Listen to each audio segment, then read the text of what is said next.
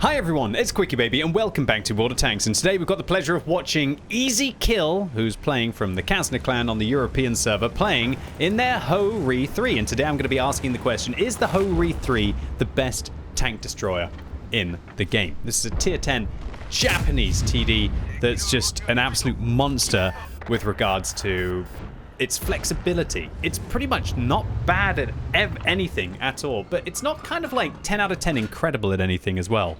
Its damage per minute, the 2,700, is beaten by tanks like the Badger, or by vehicles such as the Buitskavitsa. Its alpha damage at 700, it's good, but it's beaten by the Grilla, it's beaten by the Buitskavitsa, and a variety of other vehicles which have 750 to 800, or things like the Jagdpanzer 100 with its 1,050, or even the FV4005, which we can see that Easy Kill is trying to eye up through this tiny gap, which will be packing that 1,150 with AP or 1,750 with HE. However, a vehicle like that has no armor, and this thing actually has 300 millimeters of this kind of structure armor as Easy Kill is hiding himself behind. So this whole area here and here, it's actually very decent, especially in a nice matchup. Your opponents will struggle to be able to go through that. Unfortunately, as soon as they have like tier 9 or tier 10 gold rounds, it pretty much goes through every single time, and then you'd wish that you were playing something like a T1 10E3. The vehicle's mobility is not bad. It's 35 kilometers an hour base when you take the field mod on this tank. Then that goes up to 39, and then if you're using a turbo, like Easy Kill is using here, the experimental turbo with gun rammer events to go for a full firepower build on this vehicle, then you're suddenly going more like 43 kilometers an hour, and then you add in engineering skill on your driver now, and then you're going up to like 45 with a decent power to weight ratio like 15, which is more like a medium tank. Add to that 7 degrees of gun depression, pretty okay accuracy, not the best accuracy, pretty okay accuracy, and an okay gun arc, not great. 10 degrees to the left and 10 degrees to the right. It's definitely one of the more limiting factors of this vehicle. And then suddenly you have this absolutely flexible, can-do, all-purpose tank that isn't really super special at anything, but just absolutely claps when it gets going. One thing that's really interesting about this vehicle as well is it has AP rounds as both its regular and also its gold rounds. And these gold rounds on this vehicle, not only does the shell velocity increase from 980 up to 1,150, the penetration goes to 360. Now, a lot of you might be thinking, well, Uncle Scrubs, you know, I could go play my T1 10E3 or my T1 10E4, and I've got 375 millimeters of gold pen with APCR. That's surely got to be better, right? But let me pause this for a second and go and show you on Tanks GG specifically. So this one here is a Hory 3, and then the next one is as if a T1 10E3 firing gold is firing at an IS-7. And you'll see that the Hory 3 actually has more chance of being able to go through these angled surfaces. Take a look at the winged angled parts here of the IS-7. We've got like a 50 to 60% chance with the T1 10E3, whereas with the IS-7, with the Hory 3 shooting the IS-7, it's like an 88% chance. And what that shows you is that AP with its 5 degrees of normalization is actually quite often better than APCR rounds because they only normalize by 2 degrees. However, let me clarify, that's only when you're shooting angled surfaces of more than 2 degrees. Otherwise, against a completely flat surface, the APCR will still normalize by 2 degrees, removing all of the angle away from it. So in theory, in some ways, like if you're shooting at a mouse turret or the side of a mouse that's completely flat, you're going to go into it anyway. So the Hory 3, better premium rounds, even with regards to the shell velocity, than on those American tank destroyers. And then so suddenly, like, the Hory 3 is looking like a very attractive tank. To top it all off, the Hory 3 is now top of the tree on the European server. I think it's still called, is it still called To the Top on the NA server?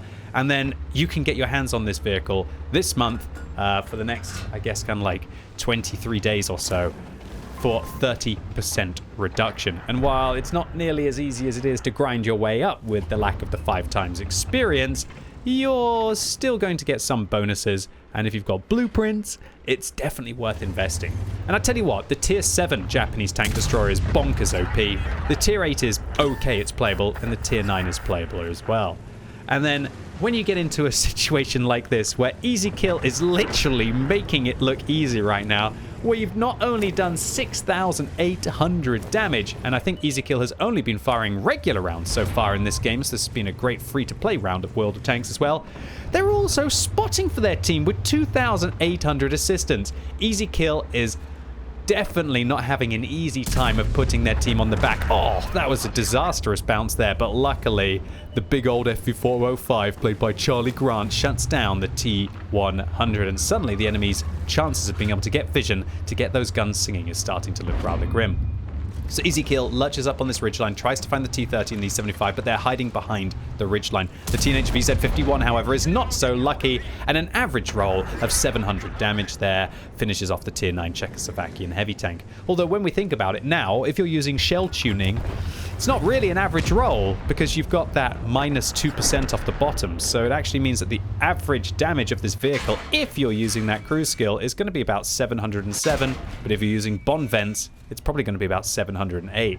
Yeah, that's right. Vents now also increasing the alpha damage of your vehicle, although very marginally if you are using the shell tuning ability. Bizarre in World of Tanks, right? The vents will also be improving the engineering ability, so that will make your vehicle marginally faster, probably by about like 0.1 kilometer an hour, just by boosting up those cruise skills.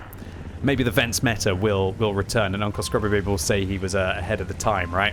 Yeah, I digress. We should focus right now on what Easy Kill is doing, and that is absolutely carrying their way through this round of World of Tanks. 8,800 damage to the name, 4,000 assistance. This is over a 12k combined game, and with that shot, now we're talking over a 13k combined game. But unfortunately, the IS-32 lurches around the corner and puts a double shot right into the lower plate of the Hory 3. This upper hull armor on this tank, if you're using its gun depression of 7 degrees, is actually pretty decent from the front. It's not going to do very well against heat because it's not actually that thick, but it will do well against AP rounds because you're going to reach that 70 degrees of angled armor to be able to ricochet them.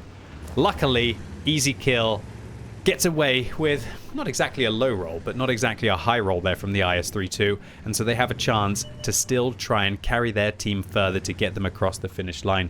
That STRV-103B that was set on fire by Easy Kill looks like they did have a fire extinguisher and extinguished it for only 81, so that STRV-103B is still going to be a one-shot, but still Easy Kill has to be able to make their way through the Tortoise, which is a very dangerous tank to try and dig out. And unfortunately for Easy Kill, the Sandman looks like they haven't woken up from a deep slumber, and they're still AFK at the back of the map. So even though this game is looking as if it's fairly easy for Kill to be able to pick this one up, with that 1,600 hit points that WT is now AFK with, the hit points are actually dead even. Oh, STRV bounce, beautiful stuff. And they don't bounce the Hory's big caliber gun. 149 millimeters on this vehicle, meaning that you can overmatch all of those juicy 40 to 45 millimeter plates that you have on the STRV. And only just a couple of them on the top of the hull would be able to ricochet any round from the Hory 3. Okay, so Easy Kill, now having fired all of their standard rounds, beautiful stuff free to play here, is now going to have to dip into the gold rounds, and about time too, considering they're going to have to bludgeon their way through a Tortoise. Now what I love that Easy Kill does here is that even though they're on 9,700 damage and lots of players would want to go in to try and get that last shot to be able to put themselves over 10k, they're going to do the right thing, and that is sit in the cap circle and make sure they secure the win. Easy Kill is just such a solid player at this point. They've done everything right, and they get rewarded with the 10k as well, hitting the Tortoise there, but unfortunately leaving the cap circle for just a second. But it's probably not going to be that bad unless the WT on their team gets finished off, but Easy Kill is not going to leave it for that. They're going to shut this game down with 10,700 damage and 4,600 assistance as well. This was over 15,000 combined in a tier 10 TD. It was an utter monster round of World of Tanks, and when you consider that Easy Kill was on the attacking team of Assault, this was a fairly fast 10k damage, right? And while the targets definitely were lining up for Easy Kill, they also had to make sure that they were pushing the momentum of this battle. One thing that happens in World of Tanks is that you don't just get fed 10,000 damage. If your team is that bad that they let you do 10,000 damage, if you weren't doing that amount of damage, they would probably get rolled over and the enemy team would have so many tanks that the game would be one of those just absolute face roll defeats. You have to keep pumping out the damage. You have to keep your opponents from having enough hit points and enough tanks from being able to push in to overwhelm your team. And that's exactly what Easy Kill did here. They just made destroying the enemy team look a little too easy. So an absolute monster round here. This was an ace tanker for 1,654 base experience for that 15,000 combined. And Easy Kill made 84,000 credits profit as well, as they were not firing an excessive amount of gold in this tank. And probably one of the only downsides of the Hory 3 is the fact that this vehicle's standard rounds actually cost 2,000 a shot. But that didn't affect Easy Kill so much in this round, as they hit 20 out of 21 and penetrated 17 of those. So Easy Kill, congratulations to you on this mammoth round of World of Tanks, showing exactly why the Hory 3 could be considered the best performing tier 10 tank destroyer. However, if we look at how all of them have been performing on the European server, we'll notice that the overall best with regards to war win ratio is the WZ113GFT. But if we take a look at with regards to win ratio difference, the best performing is still the Minotauro, the E3, the 268 version 4, the Jaegeru, and the E4. And what do you notice about all of those? It's pretty much all of the vehicles that have a large amount of armor. However, if we look at damage per game, the Hory 3 is on top. And the fact that there's a vehicle that's just so darn flexible, yet still just absolutely pumps out the damage, but inside a nice matchup still feels like you have a good amount of protection to make those decent matchups feel fun and different. There are very few lines that I would recommend more than the Hory 3, at least this month while it's top of the tree. So Easy Kill, congratulations to you on this mammoth game of World of Tanks. I absolutely loved it, and I knew that I wanted to feature it on the YouTube channel today, and I hope all of you enjoyed this epic game. If you did, give it a thumbs up. If you hated it, give it a thumbs down. And the eagle-eyed of you might notice that I'm using a different replay website, and that is because while What Replays has had a great run, it's just not getting updated. We're already 6 weeks into the patch, and it hasn't updated to the current patch, which means that you can't even access things like Tessac gameplay. Luckily, one of the nicest guys I've ever spoken to, Arkham, who runs the What Record website, is actually still updating a service which is just as good, if not better, than What Replays. And on top of this, I was completely humbled when they offered to give me my own page on What Record. And so if you've ever wanted to have a chance to be featured on my YouTube channel, and spoilers, I will be releasing YouTube videos every day in November and December, then I would love for you to submit your epic games on QuickyBaby.what-record.com. But I'd like to clarify, as you might have seen on this channel, the kinds of replays that I choose to be featured are incredibly exceptional. So if you've had a game like that, I'd love for you to upload it so I can share it with my commentary to the community. Anyway, ladies and gents, boys and girls, that was it for today. Really hope you enjoyed this one. A massive thank you to Arkham for keeping the replay part of World of Tanks alive with the awesome What Record website. And as always, thank you so much for watching. You've been epic, and hopefully I'll see you soon.